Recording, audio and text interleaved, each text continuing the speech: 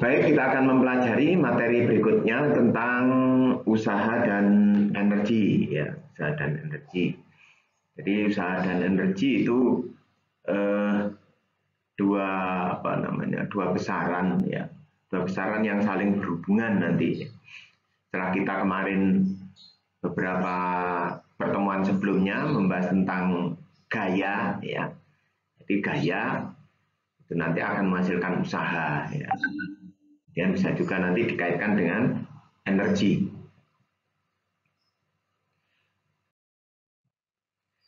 Jadi tujuan kita mempelajari ini nanti harapannya itu bisa memahami, ya, dan menuliskan persamaan-persamaan yang berkaitan dengan usaha, kemudian energi kinetik, ya, energi yang berkaitan dengan kecepatan, ya, energi kinetik ini. Kemudian energi potensial berkaitan dengan posisi, ya, atau kedudukan, dan juga daya atau power nanti, ya. Jadi ada usaha, energi kinetik, energi potensial, dan daya atau power. Kemudian bisa menerapkan konsep usaha, energi, daya ini dalam kejadian atau fenomena yang terjadi di sekitar kita. Kemudian menerapkan prinsip hukum kekekalan energi, ya. Kita tahu bahwa energi itu tetap, ya, tetap hanya bisa dirubah dari bentuk energi yang satu menjadi bentuk energi yang lain. Kemudian nanti bisa menghitung besarnya daya, menghitung besarnya daya atau power, ya, dan memahami hubungan antara gaya, waktu, jarak, dan kecepatannya. Itulah yang menjadi tujuan kita mempelajari materi tentang usaha dan energi, ya. Kita mulai dari yang pertama, itu tentang usaha atau kerja, ya. Usaha atau kerja.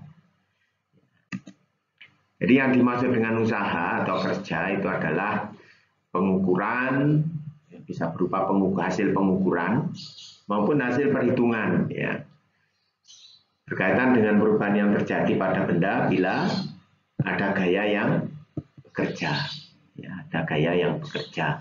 Apakah benda itu berpindah atau benda itu bergerak, ya.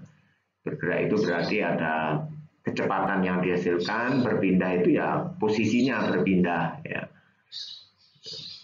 Tuh. Nah, perubahan tersebut bisa berupa perubahan kecepatan, posisi, atau bentuk lain, ya. Bentuk lain itu apa? Ya, misalkan energi potensial pegas, ya. Pada pegas itu pegasnya bisa berubah menjadi memanjang atau memendek, ya.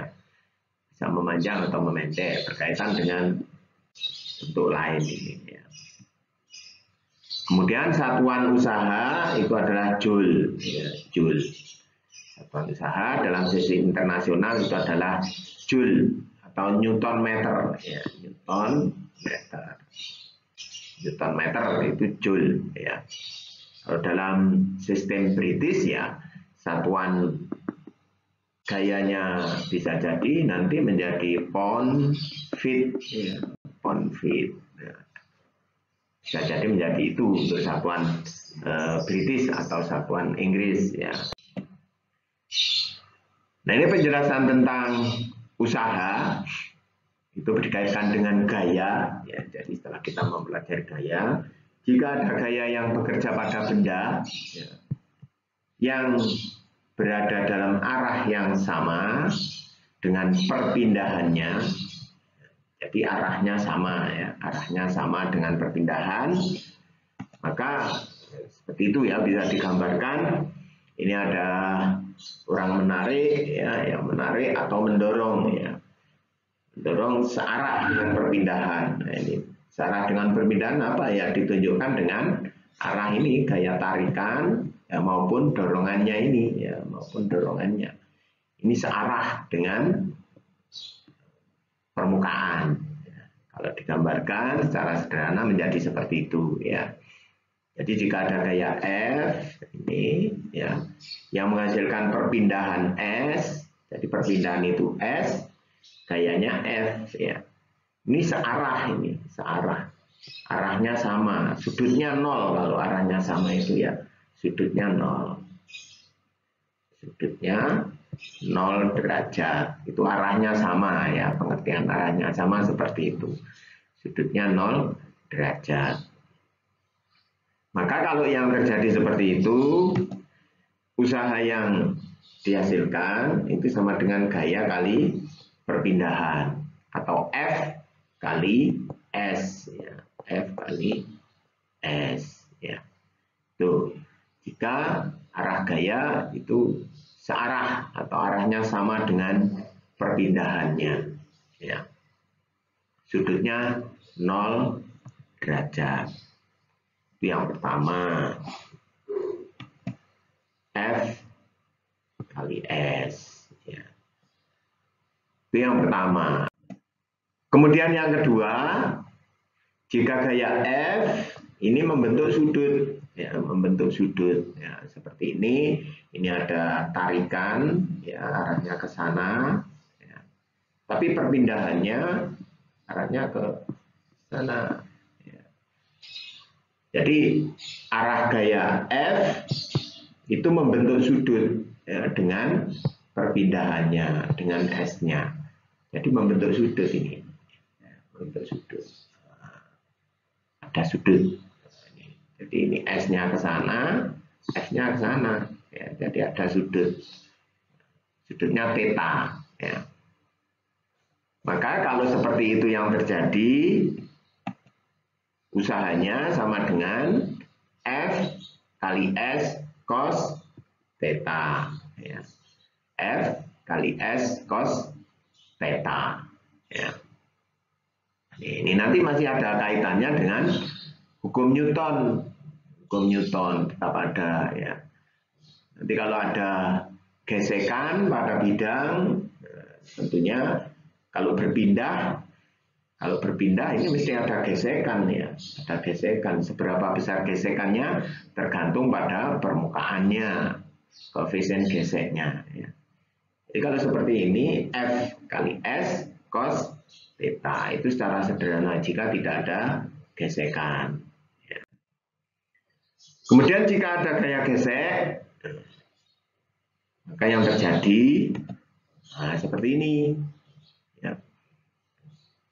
Jika ada gaya gesek, maka besarnya usaha menjadi lebih besar. Ya. Usaha yang harus dikeluarkan menjadi lebih besar. Ya.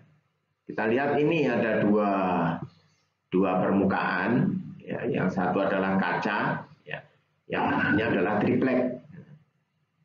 Maka untuk menggerakkan, nah ini kalau digunakan neraca pengukur gaya, ya, kalau digunakan neraca pengukur gaya, maka gaya yang diperlukan untuk menarik beban, ya ini bebannya, ya, menarik beban di atas permukaan kaca dan di atas permukaan triplek, itu yang di atas permukaan triplek ini gayanya lebih besar, ya, gayanya lebih besar, jadi neracanya molornya lebih panjang, ya, ini, ya. Nah, itu, jadi gayanya lebih besar yang di sini, ya. F yang di bawah dengan F yang di atas, yang di bawah ini lebih besar. Kalau lebih besar artinya apa? Ya, gaya gesek itu mempengaruhi besarnya usaha yang dilakukan. Ya. Jadi gaya geseknya triplek lebih besar. Jadi gaya gesek triplek lebih besar karena permukaannya lebih kasar. Ya. Jadi F gesekan di sini. Jadi F gesekan di sini dengan di sini. Yang ini lebih besar. Ya, yang di bawah lebih besar. Sehingga gayanya lebih besar, maka W-nya yang di bawah juga lebih besar. Ya. Gaya yang di bawah lebih besar. Usahanya lebih besar. Gitu ya. Jadi semakin besar gaya gesekan, maka usaha yang diperlukan menjadi lebih besar. Gitu ya. Itu prinsip usaha oleh gaya gesek. Nah, kalau digambarkan secara sederhana menjadi seperti itu. Gaya geseknya kemana? Ya berlawanan. Ya, berlawanan arah dengan perpindahan. Kalau berlawanan arah ya menghambat. Kalau menghambat ya akan memperbesar, gitu ya. Akan memperbesar usaha yang dilakukan. Itu usaha oleh gaya gesek. Itu gambarannya seperti itu. Ya.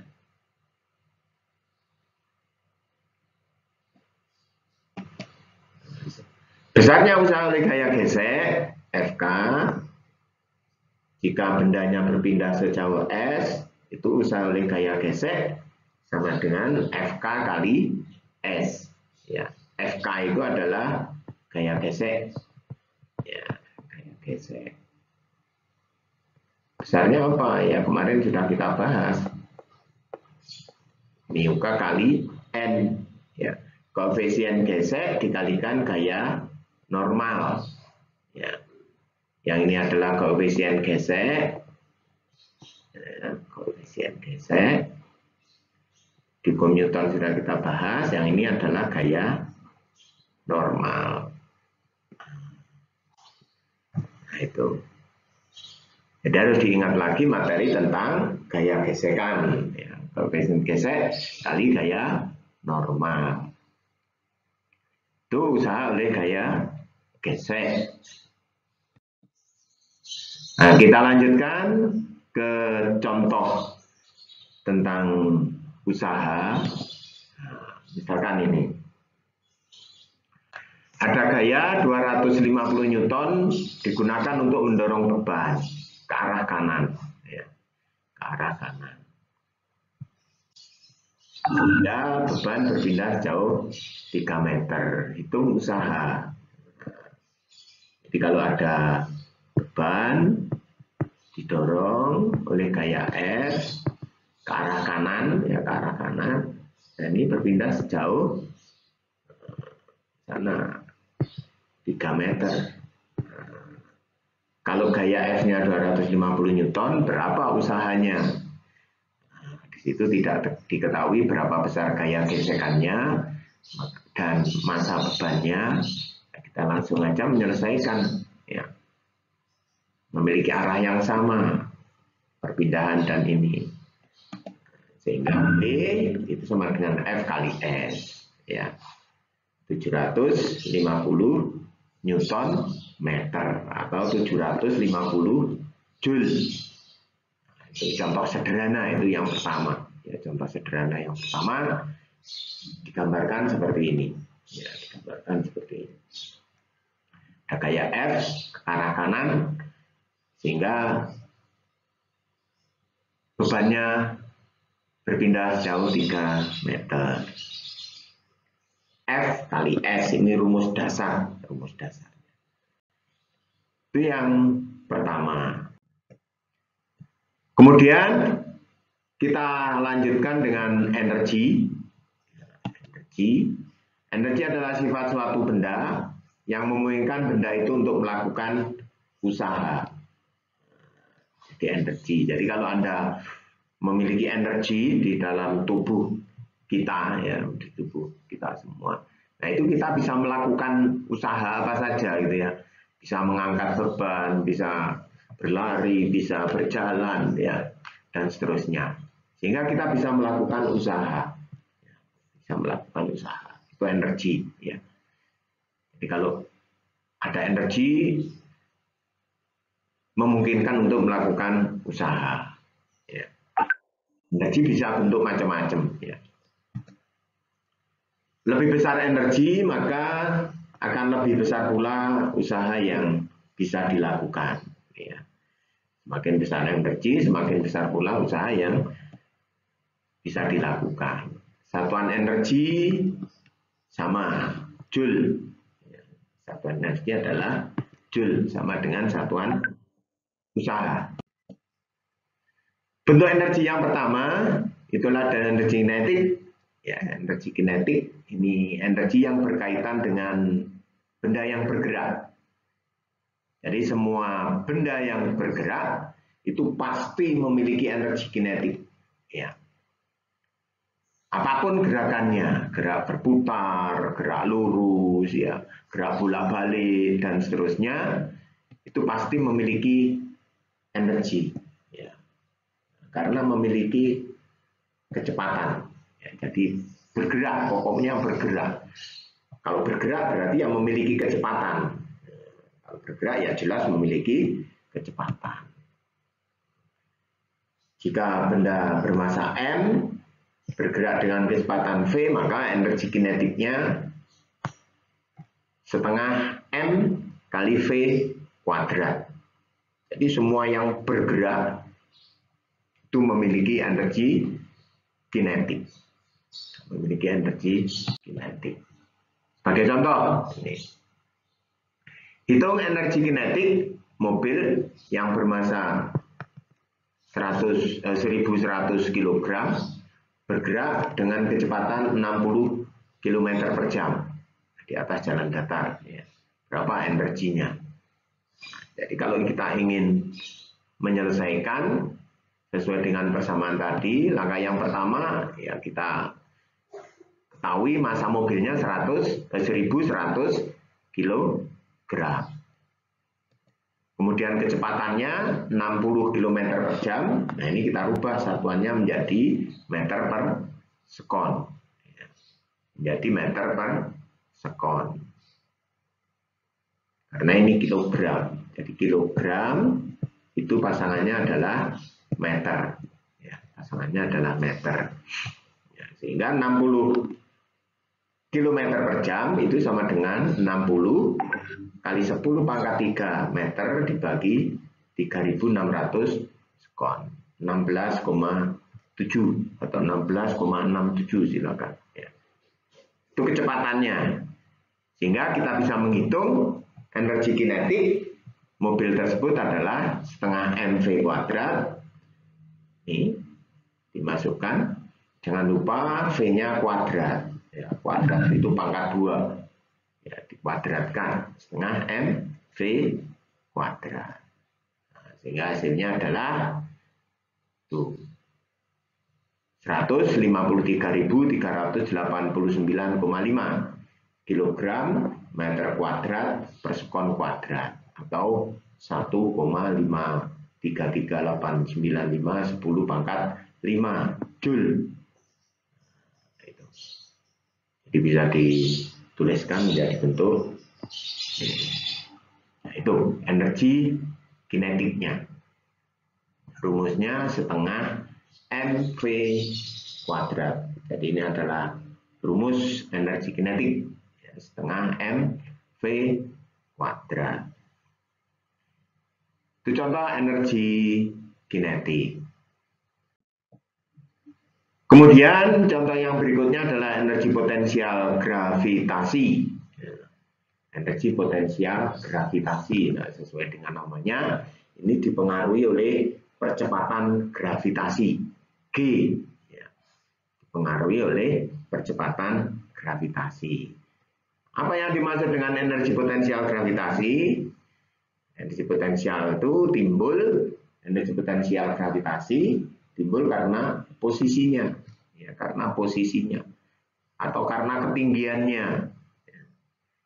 Karena ketinggiannya semakin tinggi ya semakin besar energi potensial gravitasinya. Jadi tergantung pada ketinggiannya. Ya. Jadi bisa digantung atau ya posisi pokoknya berada pada ketinggian. Air yang berada di tandon air di atas memiliki energi potensial gravitasi. Ya. Air terjun itu memiliki energi potensial gravitasi. Ya. Apa saja pokok yang memiliki massa berada pada ketinggian ini akan memiliki energi potensial gravitasi. Ya. Apa saja? Ya, apa saja? Misalkan ada kelapa, ya, ada buah kelapa yang di atas pohon, nah, itu juga memiliki energi potensial gravitasi karena berada pada ketinggian, ya, karena berada pada ketinggian. Lift yang berada pada ketinggian di tingkat berapa, nah itu juga memiliki energi potensial gravitasi. Nah, digambarkan seperti itu. Ya. Nah, jadi kalau berada pada ketinggian, ya, ada H, maka akan memiliki energi potensial gravitasi.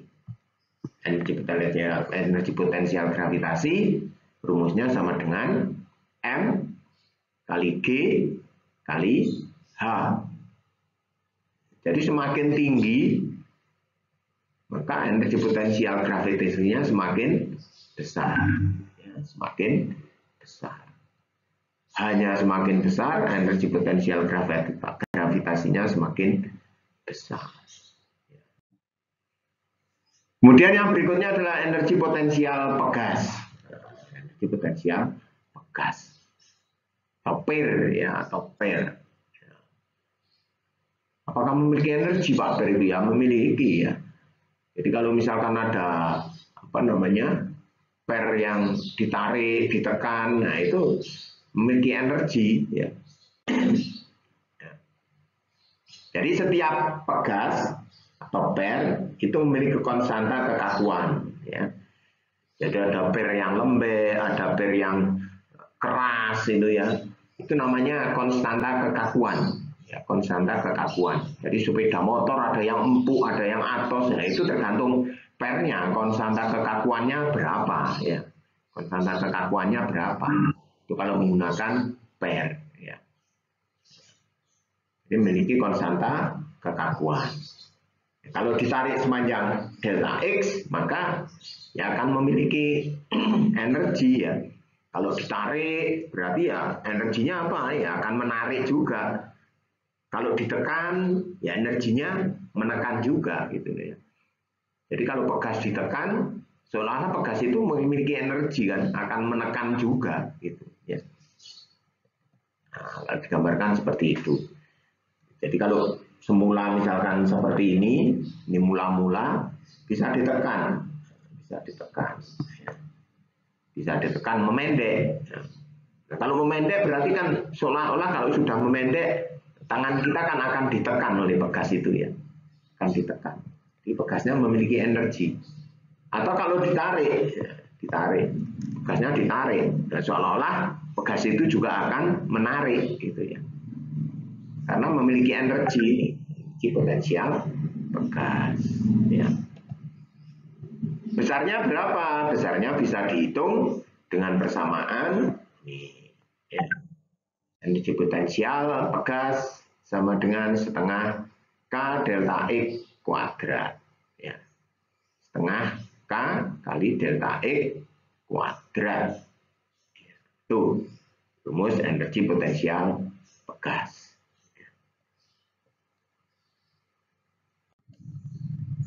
Nah, kemudian hubungan antara usaha dan energi. Hubungan antara usaha dan energi. Karena tadi energi itu bisa melakukan usaha gitu ya, bisa melakukan usaha atau sebaliknya untuk melakukan usaha sekian diperlukan energi berapa gitu ya, diperlukan energi berapa misalkan untuk mengangkat beban, untuk merubah kecepatan, itu diperlukan energi ya, diperlukan energi. Kalau Anda berjalan konstan, berjalan biasa, kemudian tiba-tiba berlari, gitu, tiba-tiba berlari, maka perlu usaha, gitu ya, perlu usaha untuk itu. Hubungan antara usaha dan energi dinyatakan bahwa usaha yang diperlukan atau yang dilakukan sama dengan perubahan energi yang terjadi. Jadi usaha itu sama dengan perubahan energi yang terjadi. Dalam bentuk persamaan, W itu sama dengan delta E. Delta itu perubahan ya. Delta itu melambangkan perubahan. Ya. Delta itu perubahan energi. Jadi usaha W sama dengan perubahan energi.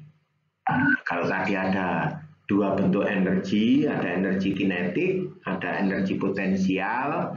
maka W itu sama dengan delta energi kinetik ditambah delta energi potensial. Delta energi kinetik, ya energi kinetik 2 dikurangi energi kinetik 1, energi potensial 2, energi potensial 1. Ya. Akhir mula-mula, akhir mula-mula gitu ya.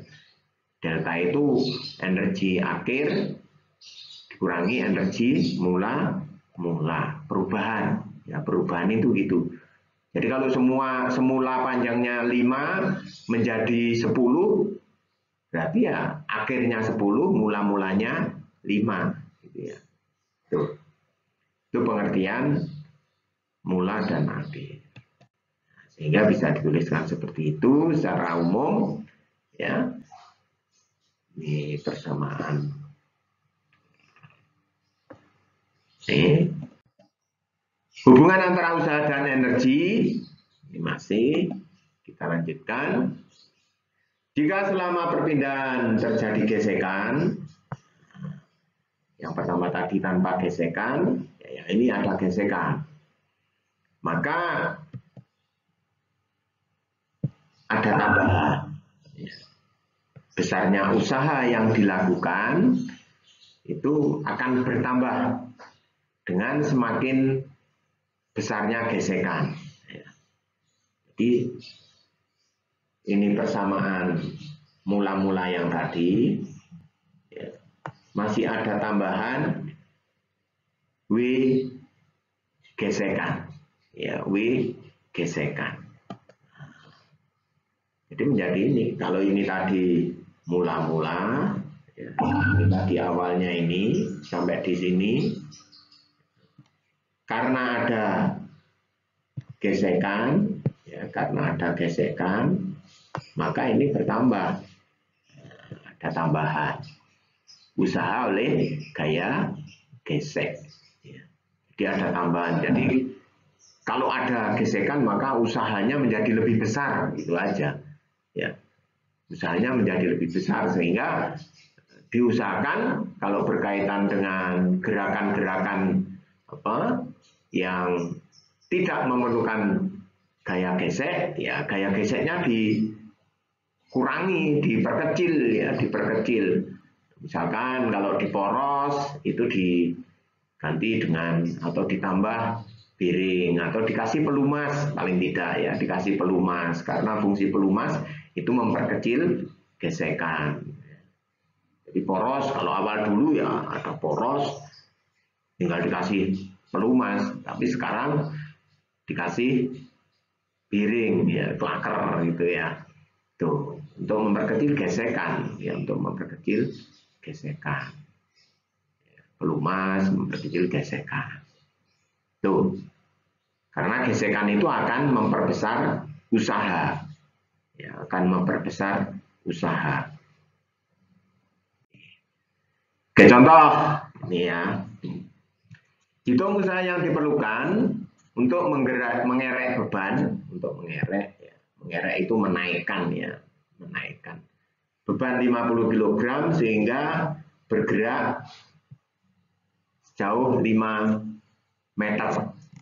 Jadi kalau ini berarti ada beginilah ya, ada beban, ini dikerek ke atas, red, ya, berpindah sejauh 5 meter, ya, 5 meter. Jadi H1, di sini ada H2, ya. Berarti delta H-nya 5 meter, ya, delta H-nya 5 meter. Kemudian kecepatannya konstan, ya, V-nya konstan. V konstan itu apa artinya? V konstan itu V1 dan V2 itu sama, ya. V1 sama dengan V2. Nah, itu pengertian dari konstan. Nah, penyelesaiannya bagaimana? Ya, penyelesaiannya masa bebannya 50 kg. Ya. Masa bebannya 50 kg. Beban bergerak setinggi 5 meter atau sejauh 5 meter, ya. Sehingga H2 dikurangi H1 5 meter ini tadi. Ya. Kemudian G-nya 9,8 ya. Kecepatan konstan itu artinya V1 sama dengan V2 ini tadi ya. Berarti V2 dikurangi V1 sama dengan 0. V2 dikurangi V1 sama dengan 0. Karena sama ya, karena sama. Sehingga penyelesaiannya tuh tidak ada gesekan ya, tidak ada gesekan. Jadi kita gunakan ini. Karena tidak ada gesekan. Tidak ada gesekan. Tidak ada gesekan. Nah, kita masukkan, kita rubah menjadi bentuk seperti itu. Karena V1 sama dengan V2 tadi ya, ini 0. Karena V1 sama dengan V2 ya. H2 dikurangi H1 5, masanya 50, G-nya 9,8 ya. Ini. Ya, jadi kenapa ini 0? Karena V1 sama dengan V2 kuadrat ya. Karena V-nya konstan ya. V-nya konstan ya. Sehingga hasilnya adalah 2450 Joule. Atau bisa juga dituliskan 2,45 kilojoule. Itu juga boleh. Ya. Jadi kalau joule itu J-nya kecil, kalau ditulis singkatannya menjadi J besar. Ya. Kilojoule. 2450 Joule itu sama dengan 2,45 kilojoule. Atau bisa juga dituliskan misalkan 45 10 pangkat 3 Joule. Ini juga boleh. Ya, 10 pangkat 3 itu kilo. Ya, 10 pangkat 3 itu kilo. Sehingga ini sama dengan 2,45 kilojoule. Ya, gitu. Itu contoh yang pertama berkaitan dengan hubungan usaha dan energi. Ya, hubungan usaha dan energi. Kita lanjut ya. Kita lanjut. Nih.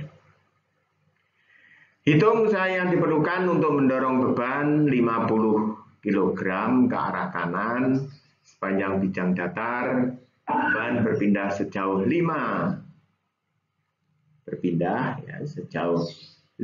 meter jika diketahui koefisien geseknya 0,2.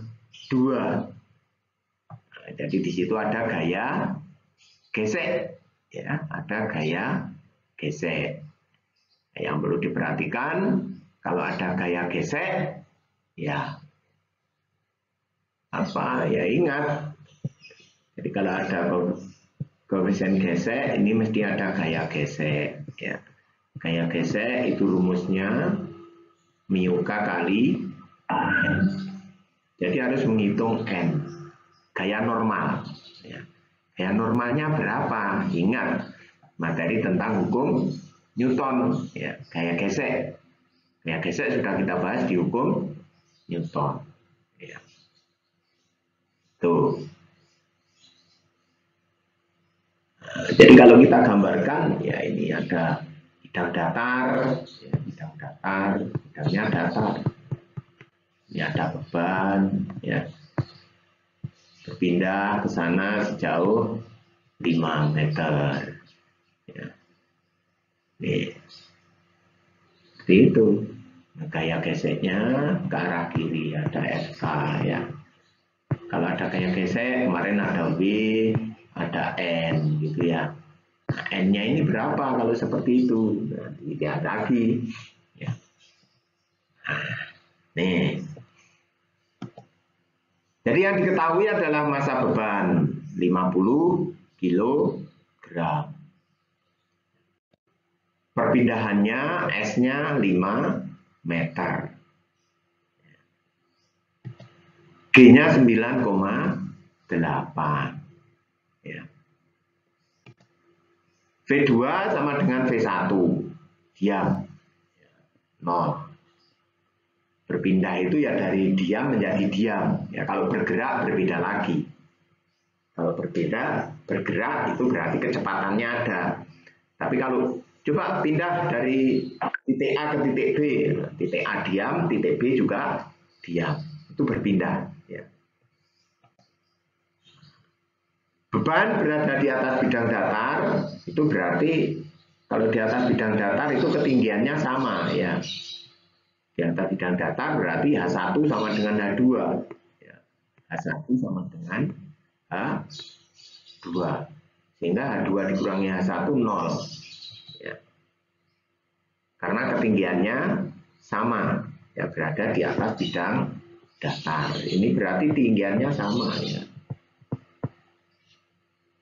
Bidang datar itu ketinggian sama. H1 sama dengan H2 atau H2 dikurangi H1 sama dengan 0. Tuh. Itu yang bisa diketahui dari soal tersebut. Ya.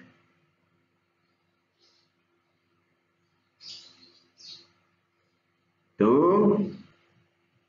Berikutnya ini rumusnya. Nah, kalau ada gesekan tinggal nambahi FK kali S. Ya. FK kali S. Ya. Nah, tadi yang didapatkan dari soal di awal tadi V1 sama dengan V2 sama dengan H2 dikurangi H1 sama dengan 0. Berarti yang di depan ini 0 semua ini.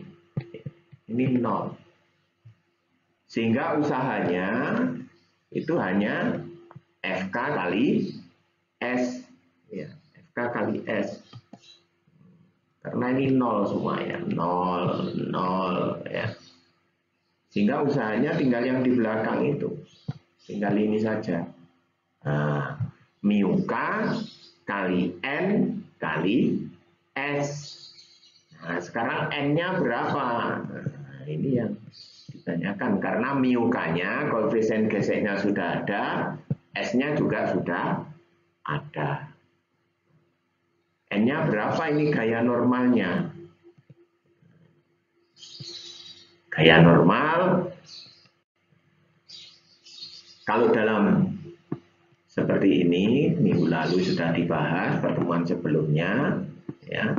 Kalau berada di atas bidang datar, ini W sama dengan mg, ya, kemudian n, maka n itu sama dengan m kali g. Ini ya. Jadi yang perlu diingat itu, sehingga ini mu k kali n kali s berubah menjadi mu k kali mg kali s, karena n sama dengan m kali g. Nah, gitu. Ya, harus diingat lagi itu materi tentang itu. Ya. Kalau sudah seperti ini, ya tinggal ngitung aja ini. Ya. Mu k-nya sudah diketahui 0,2, masanya 50, G-nya 9,8, S-nya 5 meter. Sehingga diketahui usahanya sama dengan 490 Joule.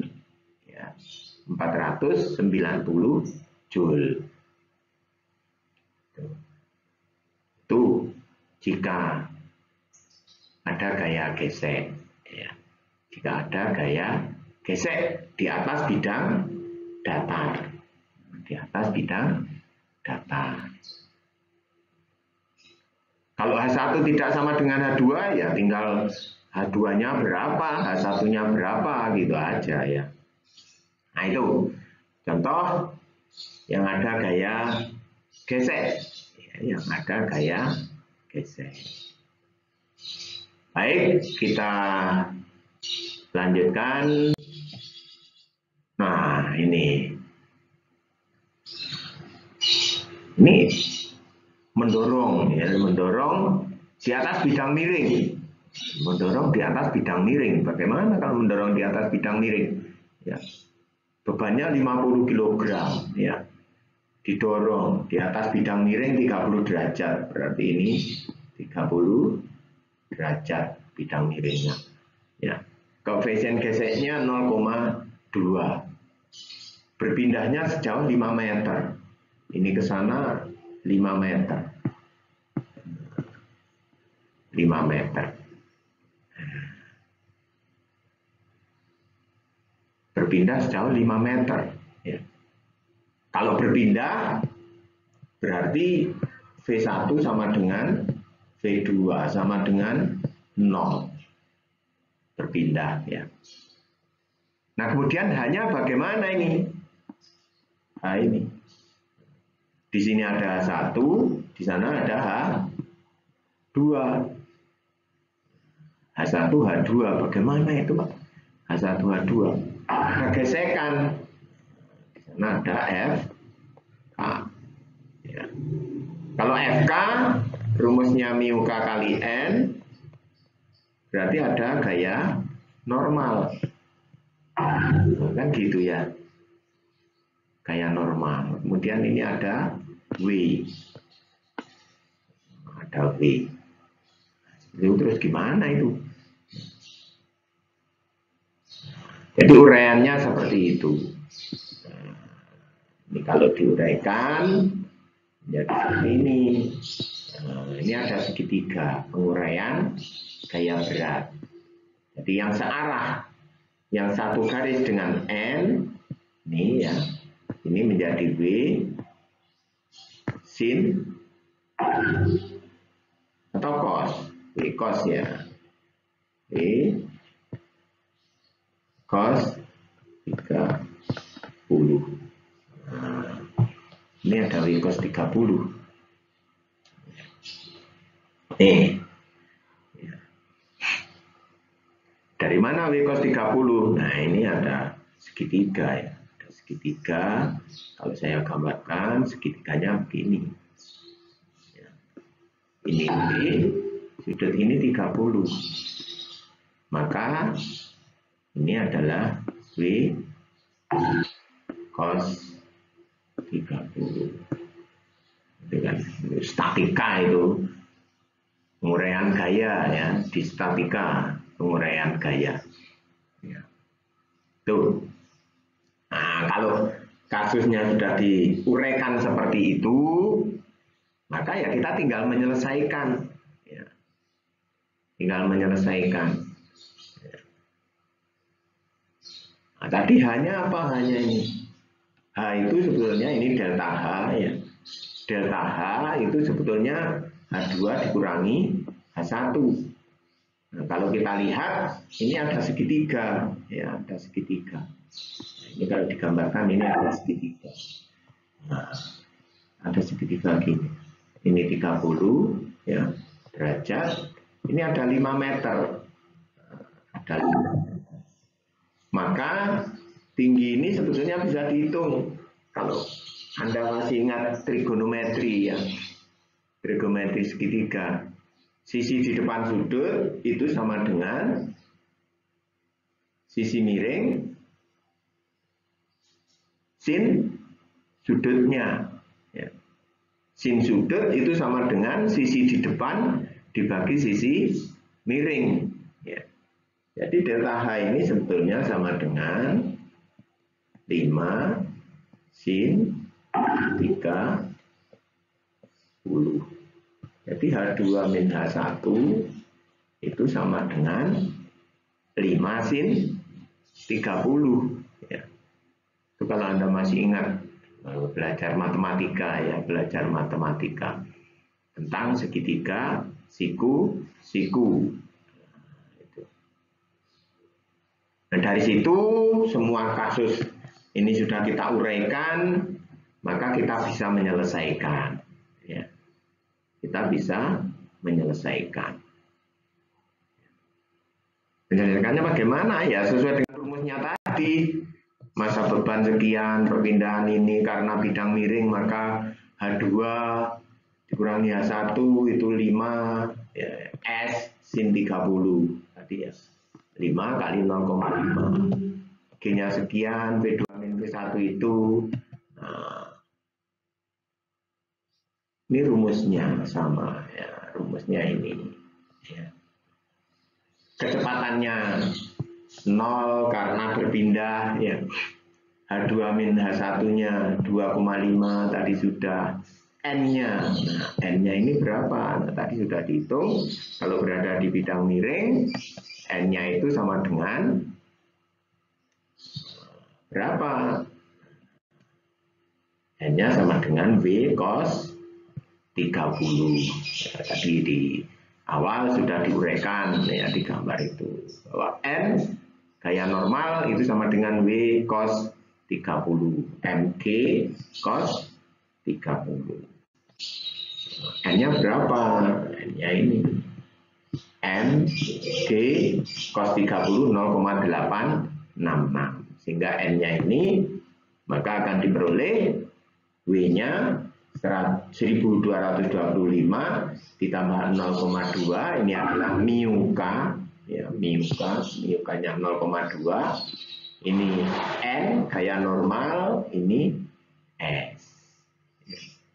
Sehingga hasilnya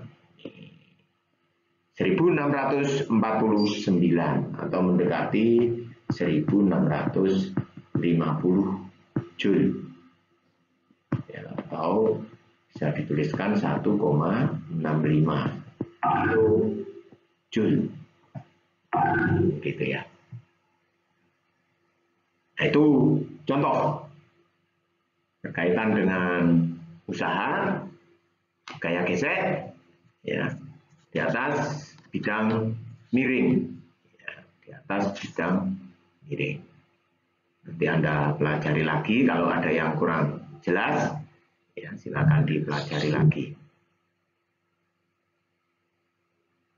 Nah, kemudian kita lanjutkan.